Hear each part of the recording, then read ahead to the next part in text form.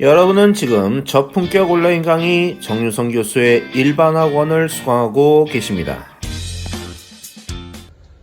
네, 여러분 안녕하세요. 반갑습니다. 정유성 교수입니다. 자, 오늘 영상은 이번 주 영상은 실제로 한번 강의실에서 한번 강의해보고 싶어서 이렇게 실제로 카메라를 세워놓고 얼굴 보여드리면서 한번 촬영하게 됐습니다.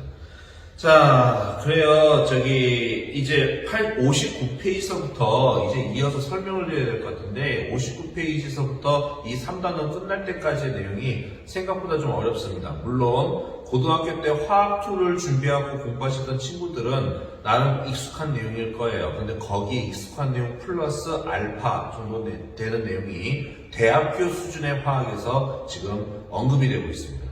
자, 그래서 아예 기초도 없는 친구들을 위해서 또 그런 친구들까지 고려해서 설명을 좀 자세히 해드리려고 하니까 그림을 좀 오늘은 많이 그릴 거예요. 안 그래도 교수는 항상 강의할 때 실제로 글씨를 쓰면서 필기를 해가면서 그림 그리면서 설명 많이 하죠. 자, 그래서 교수가 배경 설명을 쫙 풀어서 설명해 드릴 테니까 한번 일목요연하게 한번 설명을 듣고 나서 책을 보시면 책 이해가 될 겁니다. 설명 시작하도록 하겠습니다. 자, 지난 시간에 저는 여러분한테 이렇게 얘기했으니까 보어의 원자 모형에 대해서 설명했었죠. 보어의 원자 모형. 보어의 원자 모형이 뭐였느냐? 보어의 원자 모형은 바로 이거였습니다. 원자 핵이 있는데 이 핵 주변에 전자들의 트랙을 따라서 돌고 있다라는 게 바로 보어의 원자 모형이죠. 보어는 초창기 때는 K껍질, L껍질, N껍질 이런 식으로 이름을 붙여놨었는데 N1번째 껍질, N2번째 껍질, N3번째 껍질 이렇게 번호를 붙여가면서 최대 N7번째 껍질까지 7번째 껍질까지 전자가 돌아다니는 트랙이 있다라고 설명을 했었습니다. 그리고 보어는 이렇게까지 이제 여기서부터는 여러분에게 이제 새롭게 설명드리는 건데, 보어는 수학적인 방법을 고려해가지고 수학적인 방법을 이용해서 계산을 통해서 수학적인 계산을 통해서 첫 번째 껍질에는 최대 전자가 2개까지 들어가는 거를, 그 다음에 두 번째 껍질은 8개의 전자가 최대한 들어가는 것을, 그리고 세 번째 껍질에는 최대 18개의 전자가 들어가는 것을 일단은 계산해서 알아냅니다. 오늘날에 와서 확인을 해봐도 이 말은 맞아요. 그런데 이제 이 보어의 원자 모형에는 좀 문제점이 있어요. 엄청나게 큰 문제점이 있는데 약점이라고 해야 되겠죠. 실제로 원자가 어떻게 생겼는지 원자의 실제 모습이랑 비교해 봤을 때 일치도가 한 80% 정도 됩니다. 20% 정도는 좀 틀려요. 그래서 어떤 약점 때문에 틀리냐면은 바로 여기다 적어드릴게요. 전자 간의 반발력 문제. 이 문제가 바로 보어의 원자 모형의 가장 큰 약점이 되는 겁니다. 무슨 말인지 이해가 안 될까봐 이제 설명드릴게요. 보어는 주변 사람들한테 자기의 모델을 설명할 때 이렇게 그림을 그렸습니다. 여러분, 여기 원자 핵이 있습니다. 그래서 주변에 첫 번째 껍질에는 전자가 2개 들어가고요. 그림을 그려요. 전자 2개가 그립니다. 자, 전자 하나 그리고 2개 그리고. 두 번째 껍질 보여드리겠습니다. 자, 여기서 이렇게 두 번째 껍질을 쫙 이렇게 멋있게 딱 그린 다음에 여기다 또 이제 전자 8개를 채워서 또 그려요. 실제로 보어가 그린 그림이에요. 자. 그래서 이렇게 전자 8개를 이 트랙에다가, 바깥 트랙에다가 채워 넣습니다. 멋있게 또 그려요. 자부심 느끼면서 내가 이런 비밀을 밝혀냈다고, 원자 내부의 비밀을 밝혀냈다고 이렇게 그립니다. 근데 이 그림을 잘 보면 어떤 문제가 있냐면은 전자는 마이너스를 띄고 있는 음극을 띄고 있는 입자인데 이 마이너스를 띄고 있는 입자가 좁은 공간에 이렇게 가까이 있을 때는 반발력이 반드시 생겨요. 그래서 이 그림을 보면 어떤 문제가 있냐면은 첫 번째 껍질 먼저 잘 보세요. 첫 번째 껍질 보면 전자와 전자 사이에 떨어져 있는 거리가 이만큼 떨어져 있습니다. 상당히 멀리 떨어져 있죠. 근데 두 번째 껍질만 되면 갑자기 거리가 확 가까워집니다. 야, 근데 세 번째 껍질 잘 봐봐. 18개나 들어간다며? 그러면 전자와 전자의 거리가 더 가까워집니다. 하고 싶은 얘기는 뭐냐면은, 네 번째 껍질 되잖아요? 네 번째 껍질. N 네 번째 껍질. 여기에는 전자가 몇 개까지 들어가냐면 32개까지 들어갑니다. 수학적으로 계산하면 이게 맞거든요. 그래서 이 32개까지 들어간다고 그림을 그려버리면 전자와 전자가 거의 붙어있듯이 그림을 그려야 됩니다. 그러니까 껍질 바깥쪽으로 가면 갈수록 전자의 거리가 점점 가까워지는데 가까워지면은 반발력이 막 엄청나게 상승해서 결과적으로 따져봤을 때는 원자의 모습이 유지되기가 쉽지가 않아요. 그러니까 이런 식으로 가면은, 이런 식으로 껍질이 계속 가면은 원자가 유지가 될 수가 없을 텐데, 이런 오류가 생긴다는 겁니다. 그래서 오늘날에는 이제 보호의 원자 모형 다음으로 발전된 현대적 원자 모형이라는 것이 이제 나오게 됩니다. 현대적 원자 모형. 이게 바로 오늘날의 진짜, 이게 바로 실제 원자의 모습입니다. 실제 원자의 모습이에요. 실제 원자의 모습은 어떻게 되어 있느냐 예시를 들어 설명드려야지 여러분 이해가 됩니다. 자, 원자 번호 11번 소듐의 경우에는 한번 예시 한번 드려보도록 하겠습니다. 소듐은 보호의 원자 모형대로 이야기하자면 껍질을 3개까지 갖고 있는 원소입니다. 무슨 말이냐면요, 첫 번째 껍질에 전자 2개가 들어가고 두 번째 껍질에 전자가 8개가 들어가고 세 번째 껍질에 전자가 1개 이렇게 들어가야 총 11개의 전자가 소듐 안에 채워지면서 중성 소듐을 이야기하는 거예요. 원자 번호가 11번이면은 원자 핵에 들어가 있는 양성자 개수에 하고 똑같게 동일하게 전자의 개수가 11개가 같이 들어가 있어야 중성 원자가 되는 거잖아요. 지난번에 설명드렸습니다, 여러분. 예, 그래서 그런 개념으로 이해하시면 전자가 11개를 가지고 있는 원소가 소듐이구나 라는 걸 알 수 있는데, 보호의 저런 얘기를 염두에서 판단해보면 껍질을 총 3개 갖고 있다는 걸 알 수가 있는 거예요. 자, 그래서 오늘날 과학자들이 과학기술로 잘 조사를 해보니까 이 첫 번째 껍질, 자, 일단은 겉으로 봤을 때는 작은 곰처럼 생겼어요. 그 다음에 두 번째 껍질도 이 공보다는 좀 사이즈가 더 큰 공 모양. 세 번째 껍질도 보면은 얘보다 사이즈가 좀 더 큰 공 모양. 이런 식으로 우리가 분리해서 볼 수가 있는 거죠. 자, 좀 더 자세히 조사해보면 첫 번째 껍질은 좀 면밀하게 자세히 이렇게 바라봤을 때는 별 차이가 없어요. 이 공 모양 그대로 완전한 구의 형태로, 완전한 공의 형태로 전자들이 빛의 속도로 빨리빨리 이 범위를 따라서 돌아다니는 그런 공간이 바로 첫 번째 껍질인 거예요. 이건 어렵지 않죠. 여기까지는 어렵지 않을 겁니다. 근데 이제 두 번째 껍질도 설명드릴게요. 이 두 번째 껍질은 온전히 공 자체 모양이 아니더라고요. 자세히 떠들러 보니까 이 두 번째 껍질은 분할되어 있어요. 분할. 나눠져 있다는 뜻입니다. 이게 도대체 무슨 뜻이냐면은 분할되어 있다. 잠깐만 여기 좀 지우고 분할. 이게 무슨 말이냐면은 여기서부터 이제 설명을 제대로 들으셔야 되는데 3차원 공간이기 때문에 일단은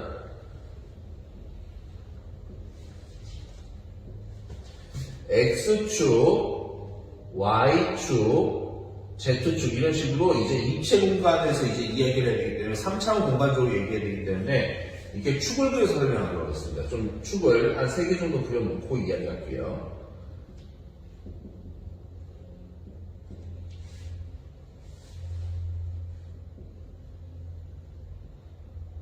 자, 이걸 왜 그랬냐면요. 잘 보세요.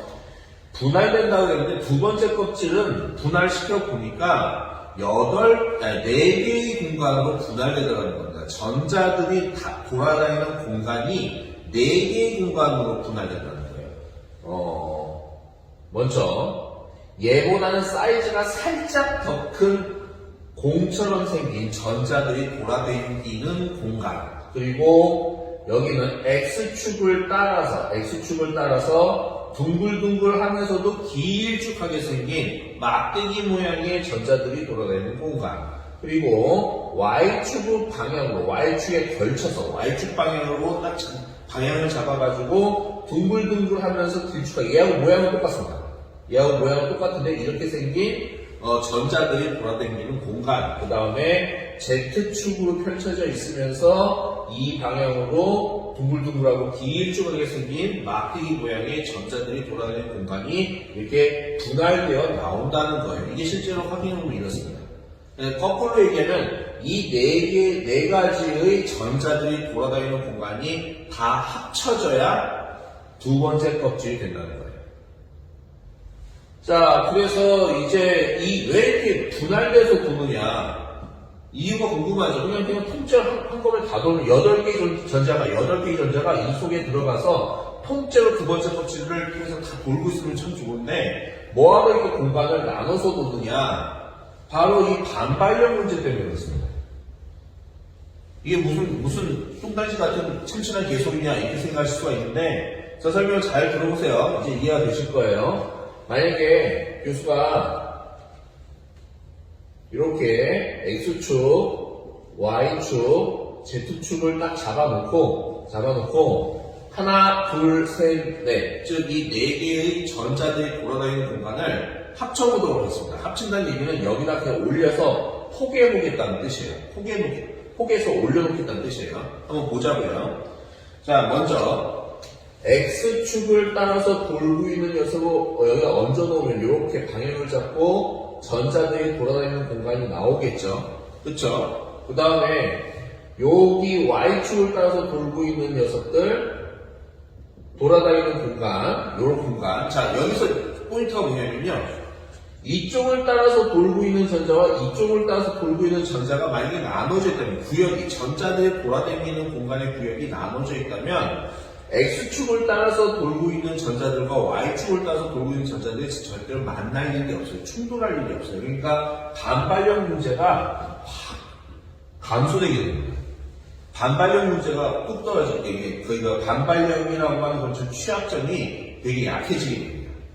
그 다음에 이 Z축을 따라서 돌고 있는 이런 그 전자들이 돌아다니는 공간도 Y축과 이런 X축을 따라서 돌고 있는 그쪽 방향으로 돌고 있는 전자들하고는 쉽게 얘기해서 충돌할 일이 없는 거예요.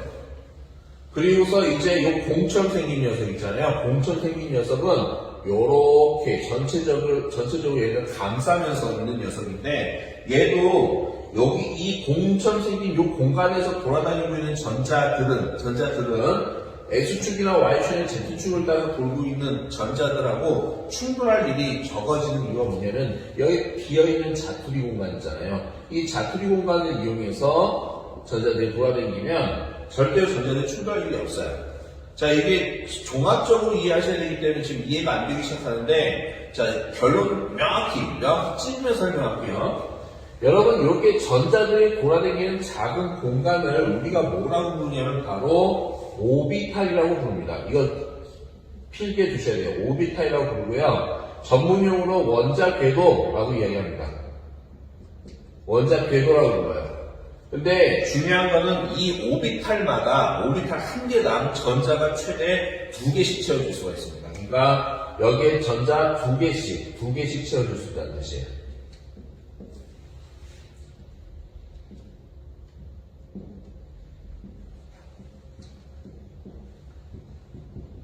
그래야 말이 맞는 게 뭐냐면요.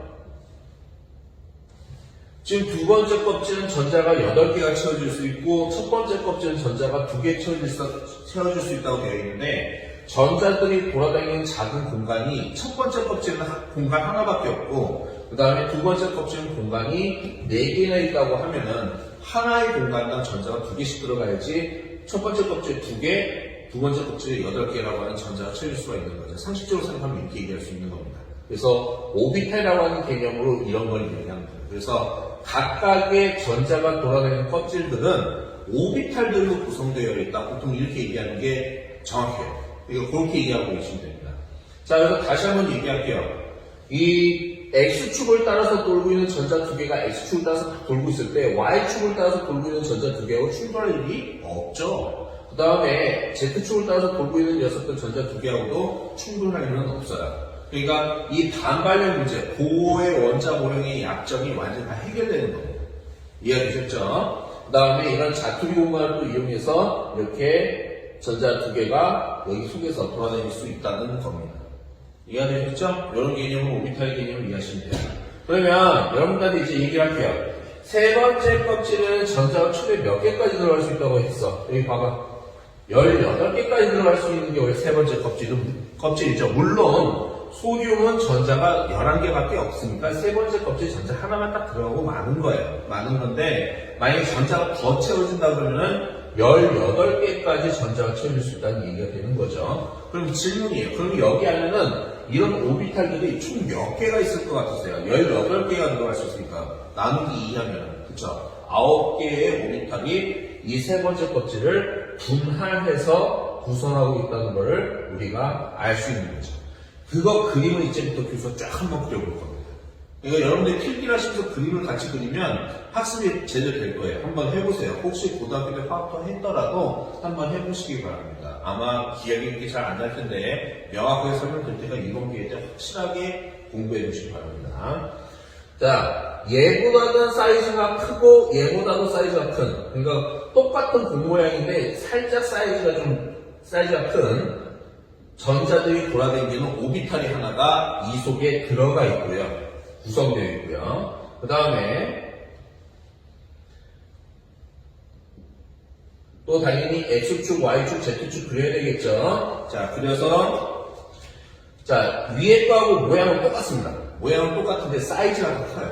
크게 더 커서 큼지막한 막대기 모양의 둥글둥글하고 길쭉한 전자들이 돌아다니는 공간 튀어나오고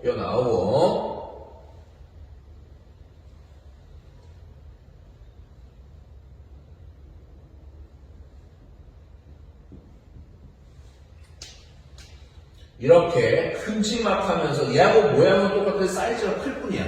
당연히 왜냐면 세 번째 껍질 사이즈가 크기 때문에 거기에 맞춰서 길쭉길쭉 얘하고 모양과 크기가 완전 똑같습니다. 똑같으면서 방향만 Y축 방향이면서 동글동글하게 생긴 길쭉한 전자들이 돌아다니는 공간. 그 다음에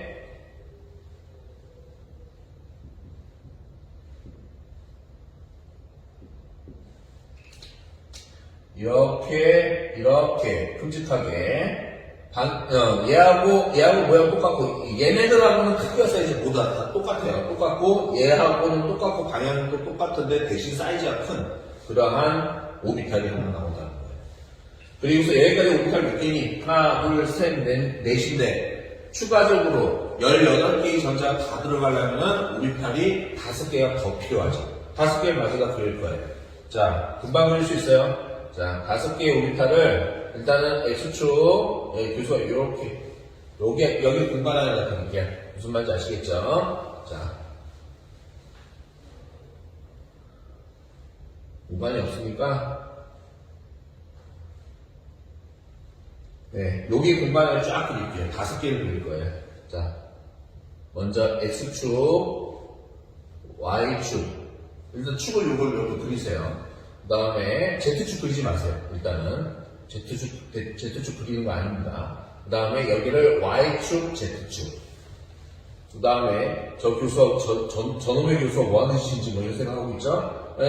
일단은 밑구 한번 그려봅니다. 똑같이 그려야돼. 그림 잘 못 그리네. 잠깐만요.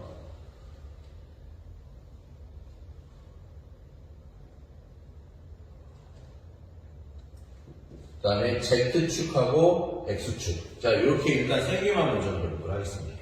자, 보세요. 이제 어떤 모양의 오비탈이 추가적으로 있냐면요. X축과 Y축 평면, 이 평면, X축과 Y축이 이루고 있는 평면에서 축을 피해서 이렇게 동글동글하고 길쭉하게 전자들이 돌아다니는 공간이 마치 클로버 모양으로, 네잎클로버 모양으로 이렇게 펼쳐져 있는 이러한 전자들이 돌아다니는 공간이 오비탈로 세 번째 껍질에서 존재합니다. 이게 구성되어 있어요. 자, 그 다음에 이번엔 Y축하고 Z축이 이루는 평면을 따라서 축을 피해서 얘하고 모양 똑같고 사이즈도 똑같고 생긴 건 똑같은 녀석인데 Z축과 Y축이 이루는 평면으로 클로버 모양으로 이렇게 전자들이 돌아다니는 공간이 나온다는 거고요. 자, X축, Y축 평면, Y축, Z축 평면이 있으면 당연히 Z축과 X축이 이루는 평면도 당근 있겠죠. 그래서 여기서도 얘네들하고 모양 똑같이 생긴 전자들이 돌아다니는 둥글둥글하면서 네이클로버 모양으로 펼쳐져 있는 그런 공간이 나온다는 거예요. 이해되셨어요? 네, 좋아요. 자, 그 다음에 이제 3개 그렸으니까 이제 2개 남았네. 2개 남았죠? 자, 2개 마저 그리면요. X축하고 Y축을 딱 그려놓습니다, 여러분. 자, 그 다음에, 일단 이렇게 그리고요. 자, X축에 걸치고, Y축에 걸치고, X축에 걸쳐서, Y축에 걸쳐서, 그러니까, X, Y 평면이긴 한데, 평면상에, 네이클로버 모양, 얘네들하고 모양 똑같은 녀석이 하나 만들어지는 건 사실인데, 어떻게? 걸쳐서, 축에 걸쳐서, 축을 피하지 않고, 이런 오비탈이 하나가 더 나온다고 합니다. 그러니까 모양은 4개가 다 똑같아요. 사실 똑같고, 펼쳐져만 있는 겁니다. 그 다음에 마지막. X축에 걸치고 Y축에 걸친 오비탈이 나왔으면 남는 거는 어느 축에 걸친 오비탈이 나와야 되냐면은 Z축에 걸친 오비탈이 하나가 더 나와야 됩니다. 그래서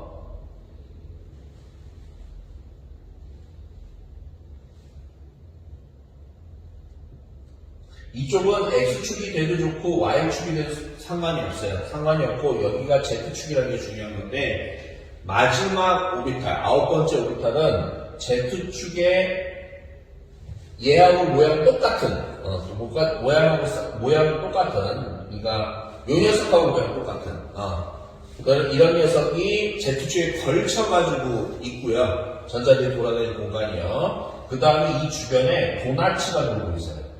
이런 도나츠, 링 같은 게 돌고 있는 거예요. 이런 모양으로 되어 있는 게 바로 9번째 오비탈입니다. 생긴 게 상당히 기괴하게 생겼죠, 그렇죠? 그래서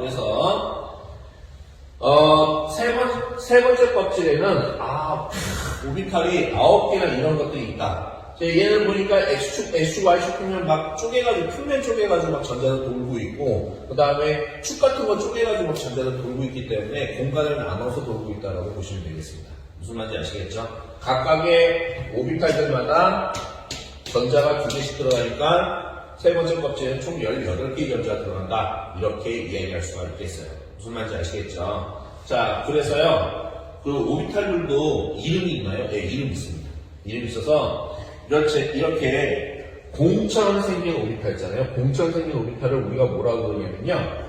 영어 단어로 수학에서 완벽한 구를 갖다가 스피어라고 부릅니다. 그래서, S오비탈이라고 불러요. 여러분 필기하셔야 됩니다. 필기 좀 하면서 좀 들으셔야 돼요. 자, 그 만드는 부분 헷갈리고 눈 아리아리하게 만드는 요 부분은 삭제하고 지우고 이제 설명을 드려야 될 것 같아요. 자, S오비탈 다 구모양이니까 스피어 모양의 오비탈이라고 해서 S오비탈이라고 부르는데 S오비탈은 다 똑같냐? 아니지. 첫 번째 껍질에 있는 S오비탈, 두 번째 kop질에 있는 S오비탈, 세 번째 껍질에 있는 S오비탈을 나타내기 위해서 앞에 1S, 2S, 3S 이렇게 숫자를 붙여주는 거예요. 세 번째 껍질에는 S오비탈, 3S오비탈 이렇게 이야기하는 거예요. 이해가 됐죠? 뭐 어려운 건 아니에요. 그 다음에 이렇게 길쭉하게 막대기 모양으로 되어 있는 거 있잖아요. 영어 단어 중에 막대기를 뜻하는 단어 중에 폴이라고 하는 막대기 이게 있어요. 무슨 말인지 아시겠죠? 그래서 P오비탈이라고 불러주게 됩니다. P오비탈. 그래서 얘네들 모두 다 P오비탈이에요. 자, 낙서를 좀 지우고 눈이 아리까리하니까 그쵸? 네. 자, 이렇게 해서 P오비탈이 있습니다. 근데 P오비탈도 다 똑같은 P오비탈이겠어요? 두 번째 껍질에 있는 P오비탈들, 그 다음에 세 번째 껍질에 있는 P오비탈들 이렇게 구별해서 이야기할 수 있겠죠. 그리고 같은 껍질에 있는 P오비탈이라고 할지라도 펼쳐져 있는 방향이 다릅니다. 얘는 X축 방향으로 펼쳐져 있는 오비탈, 그래서 P2PX 오비탈이라고 부르고요. 얘는 Y축 방향으로 펼쳐져 있으니까 2PY 오비탈, 얘는 Z축 방향으로 펼쳐져 있는 오비탈이니까 2PZ 오비탈 이런 식으로 밑에 아래천자로 방향을 정확히 지정해줘서 적어주도록 되어 있습니다. 기억하고 계셔야 돼요. 자, 그럼 밑에 있는 것도 3px 오비탈, 3py 오비탈, 3pz 오비탈 이런 식으로 이야기할 수 있겠죠. 이해됐어요? 네, 이렇게 하셔야 됩니다. 그러면 이제 남은 거, 얘네들이 문제네요. 얘네들은 무슨 오비탈을 부르냐면요, 펼쳐져 있다. 약간 디스펄스에 있는 녀석들이기 때문에 얘네들은 바로 디오비탈들이라고 부릅니다. 디오비탈이라고 부릅니다. 하나하나 이제 이름을 적어보면 빨간색으로 적게 띄게. 자, 몇 번째 껍질은 얘네들 현재 세 번째 껍질이 있죠. 그래서 이름을 부를 때 딱 얘는 3D 오비탈, 3D 오비탈, 3D 오비탈, 3D 오비탈, 그 다음에 여기 쪽에 이렇게 3D 오비탈, 얘도 3D 오비탈, 3D 오비탈이라고 불러주시면 됩니다. 그런데 이제 또 하고 싶은 얘기가 또 뭐가 있냐면요. 자, 화면이 잘릴까봐 걱정되고 이러는데 여기다 3D 이렇게 적을게. 자, 그 방향을 이제 지정해서 설명해주는 요령인데요. 어렵진 않아요. 어떻게 하면 되냐면요. X축과 Y축 평면에 펼쳐져 있는 오비탈은 3D, XY 오비탈, 이렇게 적어주시면 됩니다. YZ 평면의 상에서 펼쳐져 있는 비오비탈을 3D YZ 오비탈. 그럼 이거는 XZ 평면에 펼쳐져 있으니까 3D ZX 오비탈 이렇게 불러주시는 거예요.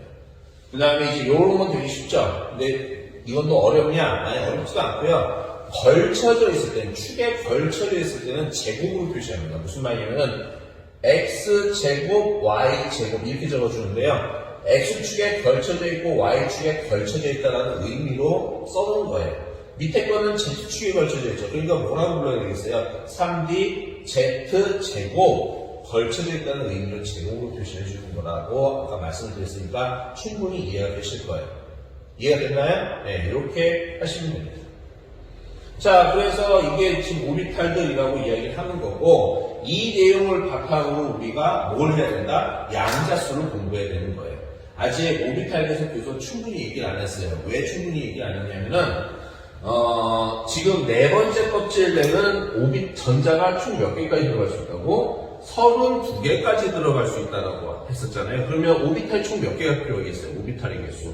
총 16개가 필요하다는 뜻이에요. 16개라면은 분명히 하나, 셋, 다섯, 얘가 9개니까 이런 거하고 똑같은 거 플러스 또 추가적으로 7개의 오비탈이 더 있어야 되는 얘기입니다. 무슨 말인지 너무 빠르면은 저쪽에다 정리해서 좀 적어드릴게요. 좀 지우고 말씀드릴게요. 요 그림은 아직 안 지울 거예요. 중요한 그림이기 때문에 꼭 보고 계셔야 되고요.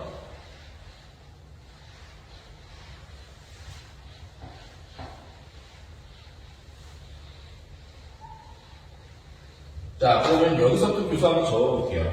첫 번째 껍질에는 전자가 최대 2개까지 들어갈 수 있고, 그 다음에 두 번째 껍질에는 전자가 최대 8개까지 들어갈 수 있으며, 세 번째 껍질에는 전자가 18개까지 들어갈 수 있고, 네 번째 껍질에는 전자가 32개까지 들어갈 수 있다. 이렇게 말씀을 드렸습니다.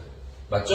네. 근데 이제 다섯 번째 껍질, 그 다음에 여섯 번째 껍질, 일곱 번째 껍질까지는 전자들이 어떻게 들어가냐? 어마무시하게 숫자가 늘어나면서 들어갈 것처럼 보이잖아요. 근데 신기하게도 다섯 번째 껍질에서부터 일곱 번째 껍질까지는 네 번째 껍질하고 동일하게 각각 32개까지의 전자들이 최대한 별로 채워질 수가 있어요. 32개까지만 전자들이 최대로 채워진다. 내가 알아두셔야 돼요. 이제 고등학교 때까지는 화학 아무리 열심히 해도 뭐 네 번째 껍질을 침범하는 정도까지 뭐 시험 문제도 안 나오고 공부를 뭐 하지도 않아요. 근데 이제 대학 교수는 모든 걸 다 공부하고 원론을 다 건드리기 때문에 여기까지 알고 계셔야 됩니다.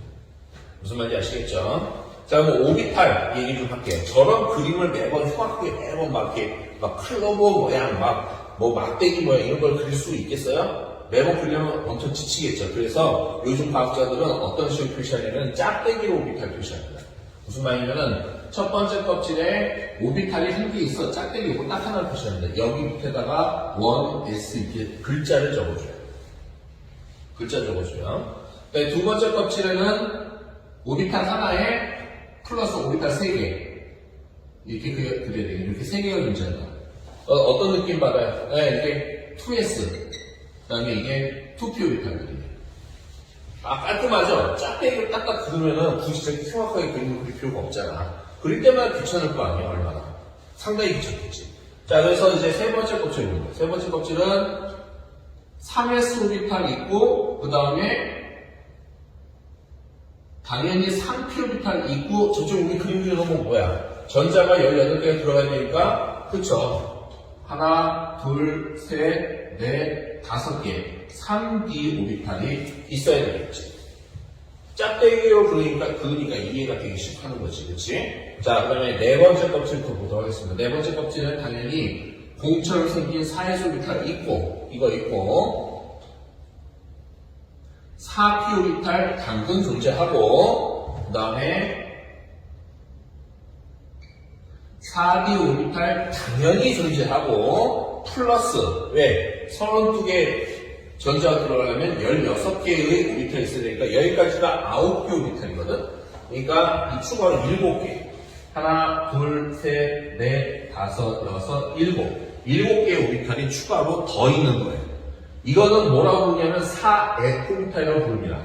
교수님, 그런데 F 오비탈이 어떻게 생기는지 너무 궁금해요. 그려주세요. 그러면 못 그려요. 악마의 모습이라서 인간의 능력으로는 7, 8가 그릴 수가 없습니다. 엄청 뾰족뾰족하게 흉악하게 생겼어요. 그렇기 때문에 뭐 그거는 여러분들 인터넷에서 검색 F오비탈의 모양 뭐 이렇게 검색해보면 막 이렇게 진짜 무슨 밤송이처럼 뾰족뾰족한 그런 바늘 모양처럼 이렇게 생긴 그림을 이제 확인하실 수가 있어요. 네. 그래서 어쨌든 그거는 뭐 그렇다 치고 그렇게 알고 계시고 이렇게 오비탈이 구성되어 있다는 거를 꼭 이제 유념해 두셔야 됩니다. 아시겠죠? 기억을 해 두셔야 돼요. 나중에 뒤에 가면은 이제 계속 이런 걸로 여러분을 괴롭히는 문제들도 많이 나오고, 특히 당장 공부해야 될 얌자수라는 게 이거에 근거해서 내용이 나오고 있는 거예요. 무슨 말인지 아시겠죠? 자, 그래서 마저 그릴 거야, 마저 다 그릴 거야. 자, 그러면은 5번째, 6번째, 7번째 껍질에 S오비탈이 다 하나씩 있겠죠? 그쵸? 네, 당연히 있어요. 네. 그래서 이거 5S, 6S, 그 다음에 7S, 7S 오비탈 이렇게 있다라고 이야기할 수 있겠고요. 당연하지. 그 다음에 5P 오비탈, 6P 오비탈, 7P 오비탈, 그 다음에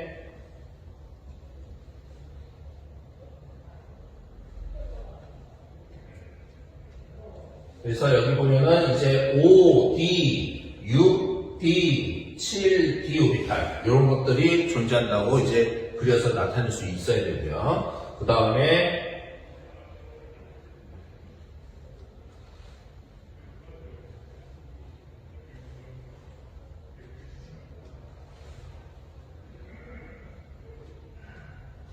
네, 요렇게 요런 것까지 다 있어가지고 7개씩 해서 5F, 6F, 7F 오비탈까지 이렇게 각 껍질이 구성되어 있다는 것을 알고 계셔야 됩니다.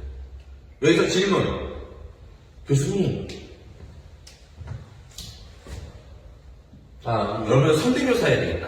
교수님, 2D 오비탈은 존재하나요? 존재하지 않겠죠. 두 번째 껍질 자체에는 D 오비탈이 있을 수가 없잖아요. 전자가 8개까지 들어가야 되거든요. 교수님, 그러면 4S 오비탈, 4P 오비탈은 있나요? 4P 오비탈? 4P 오비탈은 여기 있지. 4P 오비탈은 있는데 혹시 1F 오비탈이 있나요? 1F 오비탈 있을 수가 없죠. 1F 오비탈은 여기 이야기하는 건데 이런 게 있을 수가 없죠. 무슨 말인지 아시겠어요? 그러니까 그렇게 알고 계시면 됩니다. 그러니까 이게 실질적으로 현대적인 원자고 진짜 레알티로 진짜 원자의 모습을 이야기할 때 나타낼 수 있는 모든 오비탈들을 다 나타내는 거예요. 아시겠죠? 네.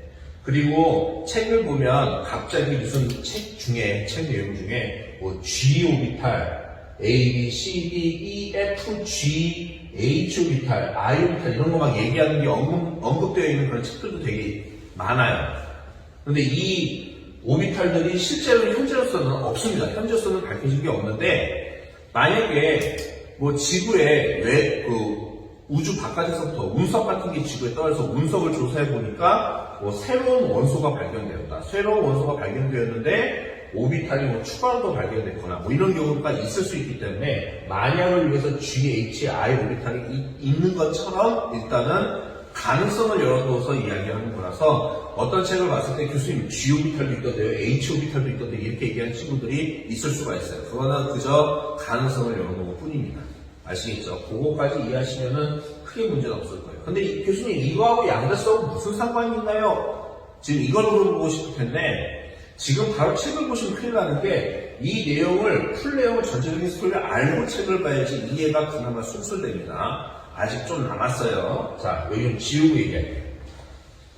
자, 그래서요. 아까 전에 교수가 11개의 전자를 가지고 있는 원소가 소듐 원자다라고 그렇게 설명을 했습니다. 그거는 아까 이해를 하셨죠, 그렇죠? 그러면은 정말 이런 오비탈들의 전자가 11개가 정말 채워지면 어떤 방식으로 채워지는지 그거를 보셔야 됩니다. 무슨 말이냐면 자, 소듐의 오비탈을 잠깐만 그려볼게요. 첫 번째 껍질, 두 번째 껍질, 세 번째 껍질에 1s, 2s, 그 다음에 2p, 그 다음에 좀 아래쪽에 넣을까? 3s, 그 다음에 3p, 3D. 자, 요렇게 그려놓고 전자가 어떤 식으로 채워져 있냐면은 이런 식으로 채워져 있어요. 일단 교수가 그냥 먼저 그려놓고 천천히 설명드릴게요. 일단 필기해주세요. 전자 두 개는 이런 식으로 두 개가 들어가 있고, 여러분, 요런 화살표 하나가 바로 전자 한 개를 뜻하는 겁니다. 이거는, 이 화살표는 이름이 뭐냐면은, 윗스핀 전자라고 부르고요. 필기해 주셔야 돼요. 그 다음에 요런 화살표는 아래 스핀 전자라고 이야기하는 겁니다. 그래서 윗스핀 전자하고 아래 스핀 전자가 뭐냐라고 물어보시는 분도 있는데 그거 지금 설명할 테니까 잘 들으세요. 여러분, 원S 오비탈이 어떻게 생겼다고요? 네, 공처럼 생겼습니다. 이 공간이 얼마나 넓을까요? 진짜 원자 속에 들어가 있으니까 공간이 엄청 좁을 겁니다. 근데 문제는 뭐냐면 이 안에 마이너스 볼륨있는 전자 두 개가 사이좋게 들어가 있을 수가 있겠어요? 아까 얘기했잖아. 전자와 전자 사이는 반발력이 존재한다고. 진짜 이 공간 안에 아주 좁디 좁은 오비탈이라는 공간 안에 전자 두 개가 사이좋게 있을 수가 없습니다. 상식적으로 생각해 봤을 때는. 그런데 실제로는 이 안에서 존재한다는 거죠. 이게 왜 그럴까? 설명을 드릴게요. 전자는 공처럼 생겼습니다. 전자도 알갱이기 때문에 원의 형태로 알갱이 입자로 되어 있는 게 바로 전자입니다. 이 전자가 3,000원만에 가만히 있을 때 그냥 멈춰 있는 게 아니라 지구처럼 자전을 해요. 스스로 돌아갑니다. 일명 전자의 스핀이라고 이야기하는 거죠. 그래서 전자가 이런 식으로 이렇게 회전을 하게 되면 어떤 일이 벌어지냐면은 이 전자 주변에 전기적으로 전자의 움직임은 전기의 흐름이기 때문에 전기의 흐름이 생기면서 스스로 자전하면 전류의 흐름이 생기는 거예요. 생기면서 자기장이 생겨요. 그래서 윗부분이 N극, 아랫부분이 S극이라고 하는 이러한 작은 전자석이 형성됩니다. 그래서 또 마찬가지로 전자가 옆에 하나가 옆에가 있는데 얘가 오른쪽으로 돌 때 얘는 왼쪽으로 돌 수도 있고 거꾸로 반대로 돌 수도 있는 거예요. 반대로 돌면 어떤 일이 벌어지겠어? 당연히 이번에는 아래쪽이 N극, 윗부분이 그쵸? S극으로 되는 이런 식으로 전자석이 반대 방향으로 생길 겁니다. 이렇게 생기면 뭐가 좋은 줄 알아? 이런 게 좋은 거야. 얘하고 얘 사이는 뭐가 작용이니? 당연히 반발력이 작용하겠죠. 반발력. 예, 반발력이 작용 당연합니다. 음극과 음극에서 밀칠 거예요. 그런데 중요한 거는 위에 N극과 S극끼리, 밑에 N극과 S극끼리 어떻게? 예, 인력이 작용하게 됩니다. 인력. 서로 끌어당기는 인력. 자석은 서로 반대 극선끼리 어떻게 서로 끌어당기잖아요. 그러니까 결국에는 이렇게 이 전자를 해서 위스핀 전자, 이 전자를 아르스핀 전자라고 부르는데 위스핀 전자와 아르스핀 전자가 가까이 있을 때는 서로 밀쳐내는 힘이 적어져서 없어져서 서로 사이좋게 오비탈 안에 있을 수가 있다. 그래서 오비탈 안에 전자 두 개를 채워서 그릴 때는 위스핀 전자와 아르스핀 전자 이런 형태로 전자 두 개를 채워서 그려서 넣어요. 그래서 이렇게 그림 이걸 딱 보면은 이게 이런 말이 되는 거야. 오비탈이 이렇게 있는데 여기에 위스핀 전자 두 개가 이렇게 들어갈 수 있다? 이건 말이 안 되는 거야. 이거는 위스핀 전자가 이런 식으로 들어갈 수 있을 수는 없어요. 반드시 위스핀 하나에 아르스핀 하나 이렇게 짝을 지어고 들어가줘야 돼요. 그게 맞아요. 아시겠죠? 또 그래서 이제 계속 얘기를 할게요. 첫 번째 껍질에는 전자 두 개가 위스핀, 아르스핀 이런 식으로 들어갑니다. 두 번째 껍질은 전자가 어떻게 들어가느냐? 어떻게 들어가냐면 S오비탈부터 먼저 전자를 채웁니다. 그래서 하나, 둘, 셋, 넷 전자 4개가 이렇게 채워주고요. 그 다음에 2p오비탈의 전자가 어떤 식으로 채워지냐면 이걸 잘 보세요. 이거 잘 보세요. 자, 2p오비탈 전자가 채워질 때는 이런 리듬으로 들어갑니다. 솔로, 솔로, 솔로, 커플, 커플, 커플 이런 식으로 해서 전자가 채워져요. 채워질 때, 순서대로 채워질 때는 생긴 모양이 똑같이 생기니까 같은 종류의 오비탈이 3개가 있을 때는 먼저 전자가 채워질 때 짝짝짝 이렇게 채워지는 게 아니라 홀수, 홀수, 홀수, 싱글, 싱글, 싱글 채우고 그 다음에 커플, 커플, 커플 채우는 식으로 그렇게 채워져요. 무슨 말인지 아시겠죠? 자, 여기까지 전자 몇 개 채워졌어? 2개, 8개, 남은 거 전자는 어디 들어가느냐? S오비탈 여기에 딱, 위스핀으로 딱 채워져요. 이게 바로 소듐이라고 하는 녀석의 전자 배치라고 얘기하는 거예요. 전자 배치 상태. 그리고 이 그림 있잖아요. 자, 여기 뒤에는 전자가 안 채워져 있으니까, 이렇게 삭제해도 돼요. 소거해도 돼요. 이건 안 써도 돼요. 전자가 채워지지 않은 오비탈은 굳이 그릴 필요가 없습니다. 채워진 것만 그려서 그 특정 원자의 전자 배치를 그려주실 수 있으면 여러분들 공부를 제대로 하시는 거예요. 자, 그래서 전자 배치 도표를 그려라라고 하면은 위에 있는 거 요거를 그리시면 돼요. 무슨 말인지 아시겠죠? 이해가 됐어요? 자, 그 다음에 또. 되게 중요한 내용이 쭉쭉 나오고 있지? 그래도 이해는 되실 거예요. 지금 교수가 원자 속에 들어가 있는 전자의 배치를 도표로 그려라고 했을 때 이렇게 오비탈들을 고려해서 그려야 된다는 걸 지금 말씀드리고 있는 거예요. 이해가 되셨어요? 자, 그리고 또 하나 더, 또 뭘 얘기하려고 그러냐면은 이게 소듐은 원자번호 11번이니까 전자가 11개밖에 없으니까 이게 간단하게 그릴 수도 있어. 만약에 말이에요, 우라늄 원자번호 92번. 전자를 92개를 이제 채워놔서 전자 배치 도표를 그리라 그러면은 이거 하려면 진짜 이거 종이가 넓어야 되겠다. 저거 92개를 고려해가지고 저걸 다 그리려면은 얼마나 힘드니. 그러니까 우라늄의 전자 배치 도표, 이게 원자번호가 커지면 커질수록 채워넣어야 될 전자 개수가 너무 많아지니까 전자 배치 도표는 간단할 경우에만 그리고 요즘에는 전자 배치 표기를 합니다. 표기라는 게 뭐냐면 이렇게 적는 거예요. 자, 소듐 원자번호 11번 소듐은 예를 들어 설명드리는 거예요. 자, 이렇게 됐습니다. 여기 너무 여기 위에다가 적을게요. 공간상.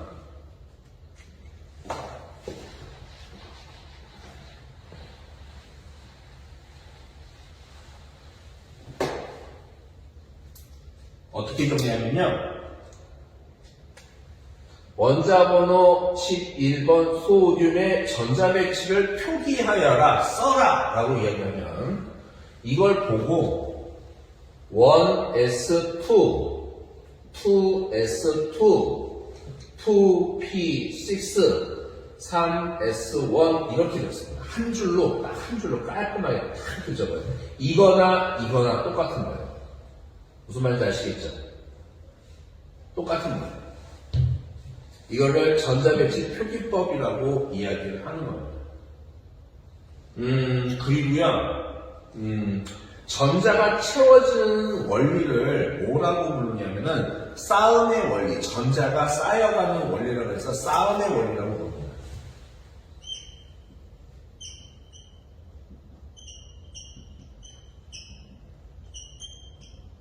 싸움의 원리의 첫 번째는 에너지가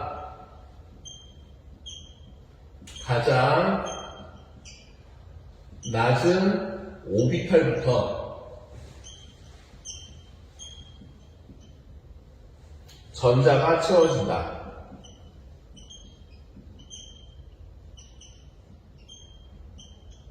네, 두 번째는 뭐냐면은 같은 종류의 오비탈에서는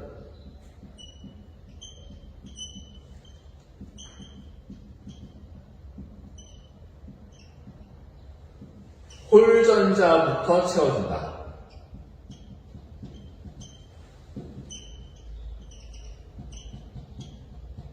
이게 바로 싸움의 원리, 훈트의 규칙이라고 보통 이야기하는 거예요. 영어로는 훈트, 독일 사람이기 때문에 훈드가 아니고 훈트라고 발음해 주셔야 됩니다. 이라고 이야기를 해요. 우리 책에 지금 이름도 나와 있으니까 그거 이렇게 설명을 드리는 거예요. 자, 요렇게 이야기를 해요. 그러면은 아까 이 교수가 이런 말을 했죠. 두 번째 껍질을 넘어오게 되면 S오비탈부터 먼저 채우고 나서 P오비탈을 채운다고. S오비탈이 P오비탈보다 에너지가 낮아요. 에너지 값이 작아서 에너지가 낮으면 안정한 오비탈입니다. 에너지가 높은 오비탈은 불안정한 오비탈이에요. 그래서 이 에너지 값으로 따져봤을 때 두 번째 껍질에서 2P 오비탈이 2S 오비탈부터는 에너지가 더 많이 갖고 있는 높은 에너지 오비탈이기 때문에 전자가 2S부터 먼저 채워지고 2P에 나중에 채워지는 이런 순서대로 가는 거예요. 그리고 또 하나 더 에너지적으로 봤을 때 첫 번째 껍질이 가장 에너지가 작고요. 두 번째 껍질이 그 다음 에너지가 작고 그렇게 해서 첫 번째 껍질에서부터 전자가 순차적으로 채워진다고 보시면 됩니다. 근데 이제 딱 여기까지 얘기하는 거는 고등학교 때 수준으로 배우는 거고요. 이제 대학교 수준으로 넘어오게 되면 그 순서를 오비탈별로 순서가 좀 틀어지는 경우가 생겨요. 약간 예외가 생기거든요. 그거에 대한 설명도 책 뒤에 나옵니다. 아시겠죠? 아직 양자수 설명 안 했어요, 여러분. 양자수 설명하기 위해서 이 배경 설명을 다 드리는 겁니다. 환장하겠죠, 그쵸? 자, 이제 양자수 설명할 거예요. 이제서야 양자수 설명한다는 겁니다. 저 망할 놈의 화학 교수 저기 미쳐가지고. 자, 미친 게 아니라요. 이 내용이 원래 좀 미쳐갖고 있는 내용이에요. 자, 그러면은, 여러분, 여기 좀 지우고 설명할게요, 지우고.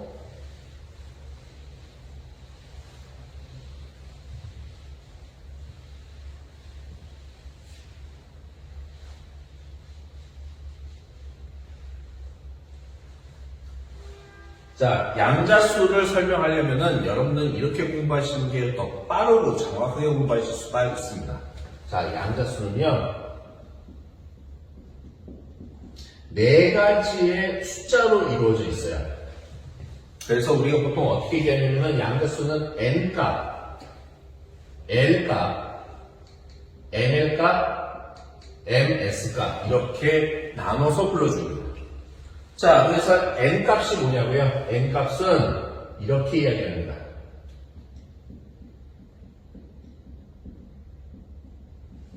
앞에 있는 n값은 전자 껍질 수를 알려주는 값이에요. 그러니까 무슨 말이냐면은 전자 껍질은 n1에서부터 2, 3, 4, 5, 6, 7까지 있잖아요. 그래서 n값, 이 n값을 이야기하는 거예요. 그 다음에 이 L값은 n값을 부르는 이름이 있습니다. 전자 껍질 수를 나타내는 의미를 가지고 있는 이름은 주양자수라고 부릅니다.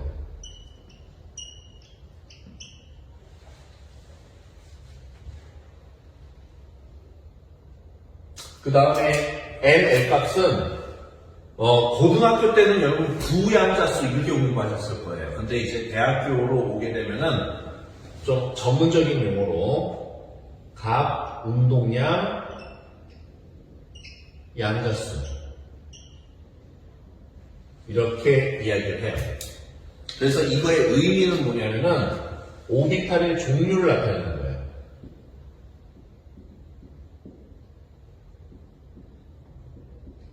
오비탈의 종류를 나타내주는 그러한 숫자예요.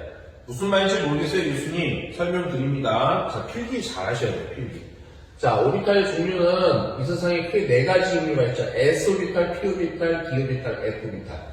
그렇잖아요. 그렇죠? 그래서 S 오비탈을 L 값 0, P 오비탈을 L 값 1, D 오비탈을 L 값 2, 그다음에 F 오비탈을 L 값 3로 이렇게 정해놓고 이야기하는 게 바로 가공동경 양자수입니다. 뭐 어렵지 않죠? 이렇다는 걸 기억해 주셔야 되고 이해는 되시죠 충분히. 자, 그 다음에 여기 ML 값, 요 ML 값을 뭐라고 부르냐면요, 이 값을 잠깐만 화살표 좀 아래로 길게 할게. 길게 이렇게 필기하기가 편해서 그래. 자, 요걸 갖다가 뭐라고 하냐면 자기 양자수라고 부릅니다. 자기 양자수.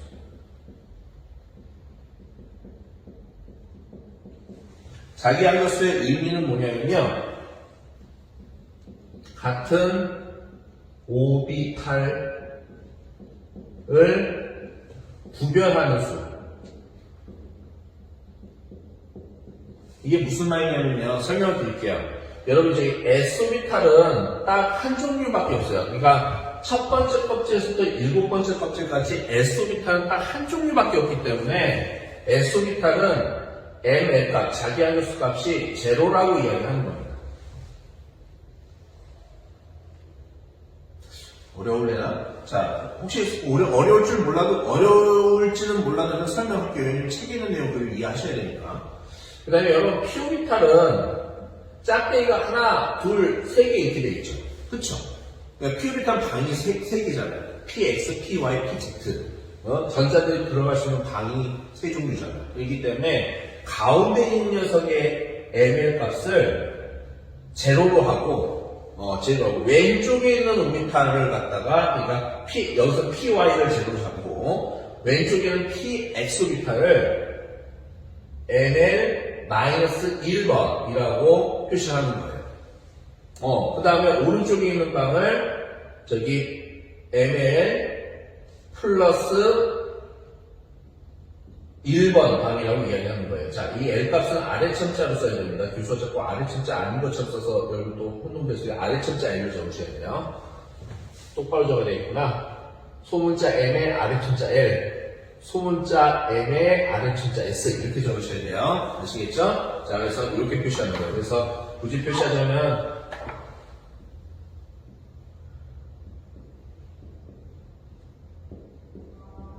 이렇게 표시할 수 있다는 거예요. 이해가 되셨어요? 자, 그러면은 어때요? D오비탈은 방이 몇 칸이라고 돼있어? 한 칸, 두 칸, 세 칸, 네 칸, 다섯 칸이라고 다섯 칸이라고 얘기했죠.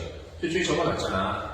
그러면은 이 녀석의 ML 값은 어떻게 되냐면은 가운데 있는 방은 무조건 제로, 빵번 방으로 만들어 놓고 왼쪽에 있는 방을 마이너스 1번 방, 더 왼쪽을 마이너스 2번 방, 그 다음에 오른쪽에 있는 방은 플러스 1번, 플러스 2번 방 이런 식으로 지정을 해주는 거예요.